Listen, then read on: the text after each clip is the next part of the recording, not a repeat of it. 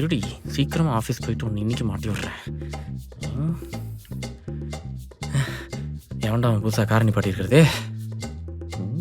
அம்சமாக தான்டா இருக்கிற நீ, அழக. ஆ! ஏய், என்னடி யாரோ ஒருத்தர் கார்ல நீ பாட்டுக்கு வந்து உட்காந்துருக்க? என்னடி இது? என்னடி ஆ, மேல தூங்கிட்டு தான் இருந்த. எப்படி நீ இவ்வளோ சீக்கிரம் ரெடி ஆயிட்டு வந்து கார்ல உட்காந்துருக்க?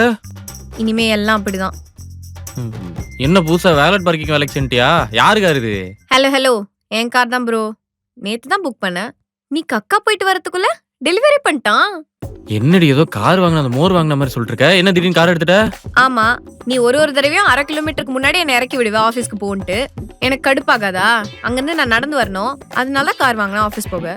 அடி பாவி, இங்க பாரு, 1/2 கிலோமீட்டர் நடக்கிறதுக்கு செலவுப்பட்டு கார் வாங்குறதுலாம் ரொம்ப ஓவரு.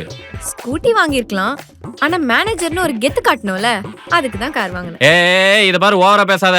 புதிய கதை படத்துல எம்டி ஆன பிறகு தளபதி விஜய் ஸ்கூட்டர்ல தான் ஆபீஸ் போனார், தெரியும்ல? சரி விடு, வண்டி எடுத்துட்ட. இனிமேல் நானும் உங்க கூட வந்துடுறேன். எனக்கு பிரச்சனை இல்ல, ஆனா நீ பண்ண மாதிரி அதே 200 மீட்டர்ஸ் அவையிலேயே நான் உன்னை இறக்கி விட்டுருவேன். நீ அங்கிருந்து நடந்து தான் வரணும், ஓகேயா? அடிப்பாவி, நான் கார் வாங்கியிருந்தா உன்னை இப்படிதான் ட்ரீட் பண்ணிருப்பேன்னு நினைக்கிறியா? சேச்சே, நீ கார் வாங்கியிருந்தா என்ன காருக்குள்ளேயே சேர்த்துக்க மாட்டேன். தனியா போனாதான் மாசுன்னு நீ பாட்டுக்கு போயிருப்ப. என்ன பைக் டாக்ஸி போட்டு வர சொல்லியிருப்ப. ஏய், நான் ஒன்னும் அவ்வளவு சீப்லாம் கிடையாது.